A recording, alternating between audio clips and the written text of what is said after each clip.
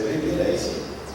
Bueno, fundamentalmente hoy el tema a nosotros nos pareció importante ubicarnos también desde el punto de vista geográfico, para que nos demos cuenta muchas veces como desde lugares muy pequeñitos, de grandes regiones, pero lugares muy chiquititos, desde ahí pueden salir las grandes conquistas, desde lugares muy pequeñitos. Fíjense, por ejemplo, este detalle. Esto es el continente asiático. Rusia, que dominó gran parte de la vida del ser humano, la mitad del planeta fue dominada por los rusos, después el otro gigante, China, y la India que aparece ahora, todo esto en el continente asiático. Miren este continente asiático con estos tres grandes gigantes, Rusia, China, y aquí aparece Israel, apenitas, miren qué sector de tierra tan chiquito. Imaginen comparado con todo esto, miren esto lo que significa en Asia, al lado de tanto territorio. Vamos a ir acotando las figuras para que nos vayamos dando cuenta a dónde queremos llegar.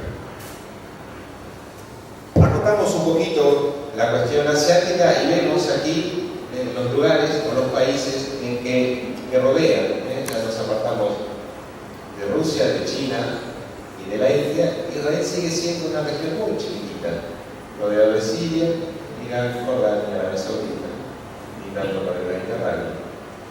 Seguimos. Y acá aparece el Estado de Israel. ¿Se dieron cuenta la magnitud, la diferencia? Es un lugar muy chiquitito, en Asia, pequeñito, casi insignificante. Ahí en ese lugar casi insignificante nace Jesús. Y Jesús elige precisamente toda su salida, toda su tarea evangélica en la región de Galilea. La región de Galilea es esta región al norte de Israel.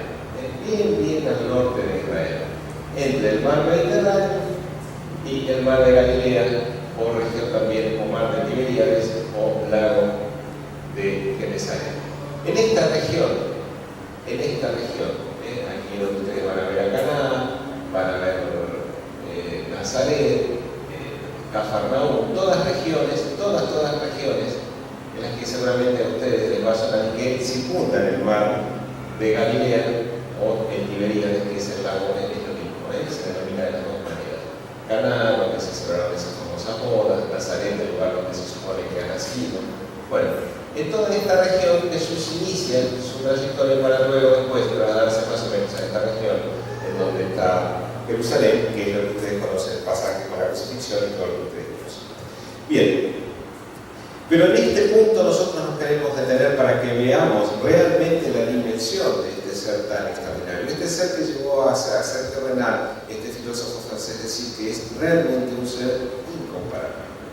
Fíjense que no nace en ninguno de los lugares poderosos.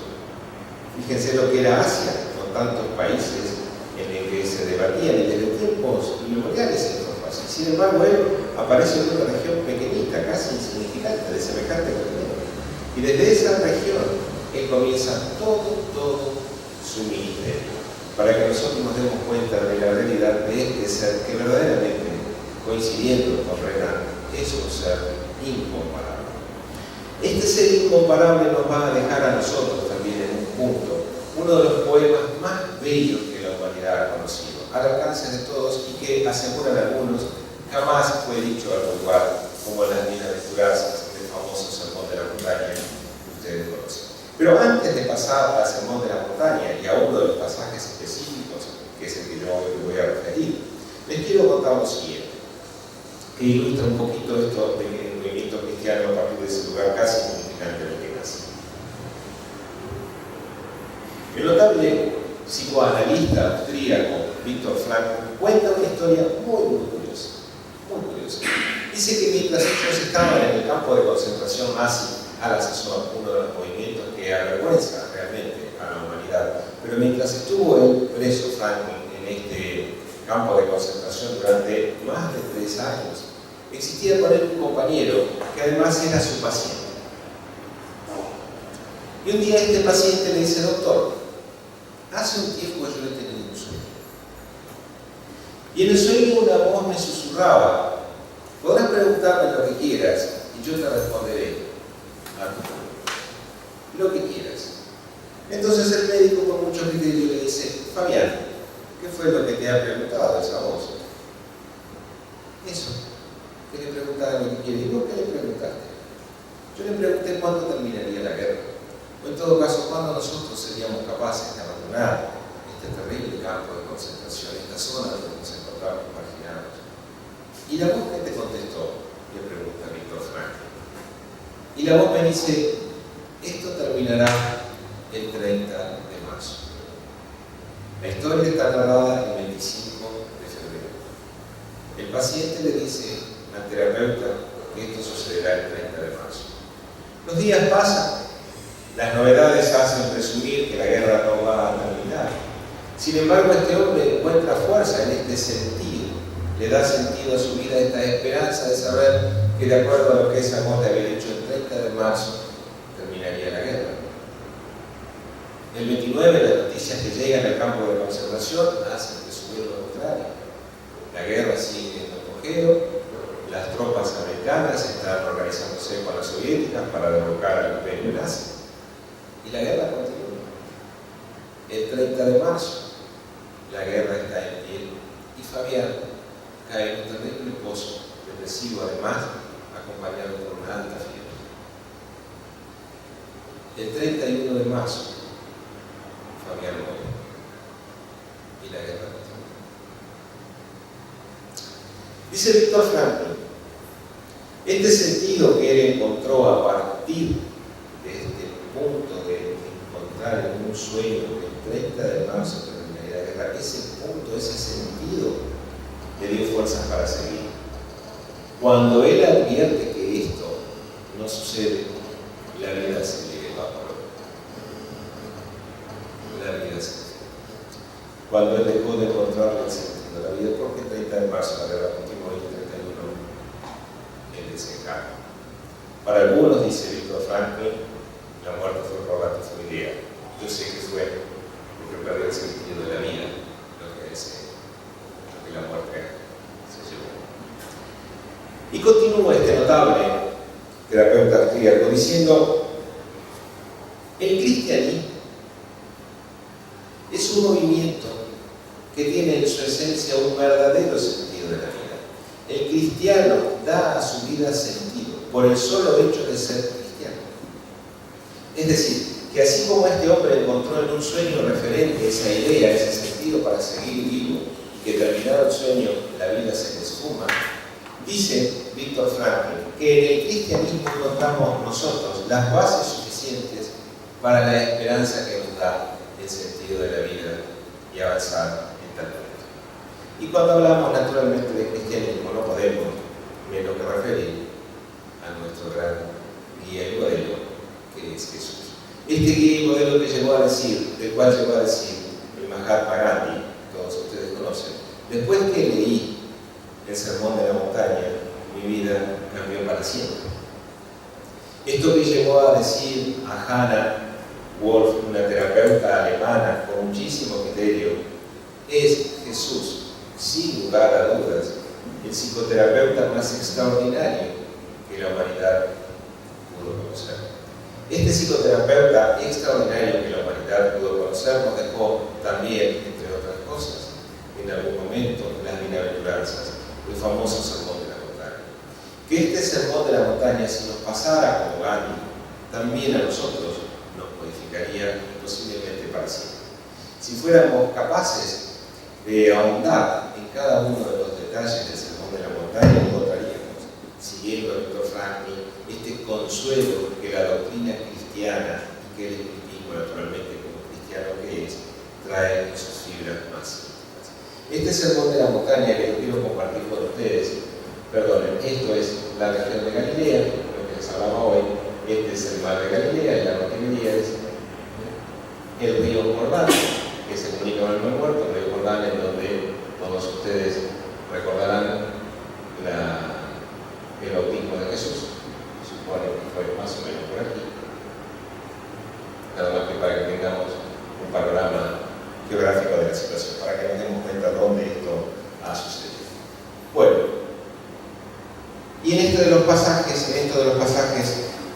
que nosotros queríamos compartir con ustedes, en este sermón de la montaña. Naturalmente está dividida en varias partes el sermón de la montaña. Algunos hablan de 10 sectores, pero nosotros vamos a ir viendo, de acuerdo al organigrama que la ciencia espírita tiene marcado, algunos de ellos, algunos deben ir siendo vistos juntos y otros los podemos analizar por separado. El de hoy, naturalmente, entendemos que lo podemos ver en forma separada. Cuando llorar es buscar a Dios. Bienaventurados todos aquellos que lloran porque serán consolados, dice Jesús.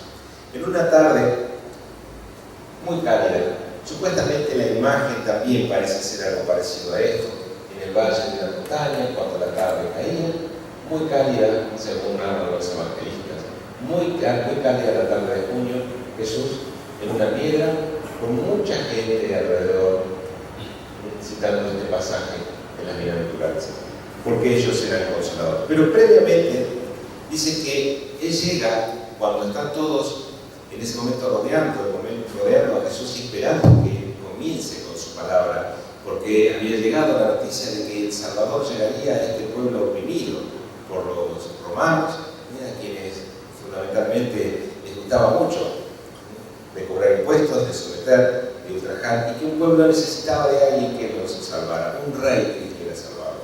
La historia dice que el rey para ellos era este que vendría.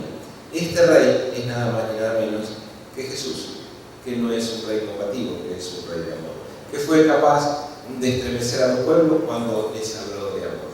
Y este rey que llega en ese momento oportuno les dice: bienaventurados aquellos que lloran, porque serán consolados. Bienaventurados los que lloran, bienaventurados aquellos que son capaces de liberar el alma a partir del llanto, y les deja sentado una promesa al lado de la bienaventuranza. Les dice: serán consolados. Y Jesús no miente, nunca lo ha hecho. De manera que tantas veces las lágrimas acompañan nuestra vida, tantas veces nosotros podemos tener la certeza de que seremos consolados. Bienaventurados los mansos y pacíficos, bienaventurados aquellos que buscan justicia, porque también serán saciados. Bienaventurados todos aquellos que se acercan hoy a buscar el amor que Él viene a darles. No soy aquel que viene sino a hacer otra cosa que cumplir la ley que está escrita. Eso es en gran parte, podemos habilitarlo. Esto es en gran parte entonces el contenido esencial. Pero cuando nosotros queríamos citar hoy, para que nos quede claro esto, es la bienaventuranza del llanto, porque en el llanto hay también una psicoterapia muy particular. Cuando el llanto es capaz de salir, el alma es capaz de liberarse. Cuando las lágrimas son capaces de expresar aquello que la boca muchas veces no puede expresar, el alma se libera. Y el consuelo mismo está ahí, en la mismísima liberación del alma. Por eso Jesús lo asevera con total certeza y a lo largo de los años esto ha sido así. Aquellos que lloran serán consolados. Es una promesa que se cumple. No hablamos de las lágrimas o el llanto de las rebeldías. Hablamos de las lágrimas y el llanto del consuelo, ese que libera el alma, ese que descarga el alma. Y nosotros podemos decir, previo a la relajación que les vamos a proponer, que existen dos formas de llorar. Una es esta que libera cuando buscamos a Dios, y otra es la que enoja cuando buscamos la rebeldía. Pero cuando lloramos buscando a Dios en nuestra esencia, nosotros decimos: podemos llorar por un dolor físico, y está muy bien. Podemos llorar por un dolor del alma, y está muy bien. Pero existieron lágrimas a lo largo de la humanidad, o a lo largo de la historia de la humanidad, que cambiaron los destinos de la humanidad. Las lágrimas vertidas durante más de 3 días por Pablo de Tarso a las puertas de Damasco cambiaron los destinos de la humanidad y transformaron una humanidad casi en su totalidad cristiana. Cuando André Luis es rescatado de las sombras y llora compulsivamente después de muchos años de padecer en las regiones del umbral del mundo espiritual, ese rescate y ese llanto de André Luis hace que después él pueda inclusive dictar tantas obras extrañas que cambiaron los destinos de miles de seres humanos de este planeta. Posiblemente nosotros encontremos en las lágrimas también una forma de abandonar ese dolor que tenemos. Tengamos la certeza que cuando lloramos de esa forma, queriendo abandonar el dolor, al dolor lo abandonamos. Porque las lágrimas son precisamente la manera en que el espíritu encuentra de descargar aquello por lo que se encuentra abajo. No tengamos vergüenza de llorar y miedo a llorar cuando tengamos esa necesidad, porque es, en todo caso, la única manera en que podemos descargar muchas veces un alma que se encuentra abajo.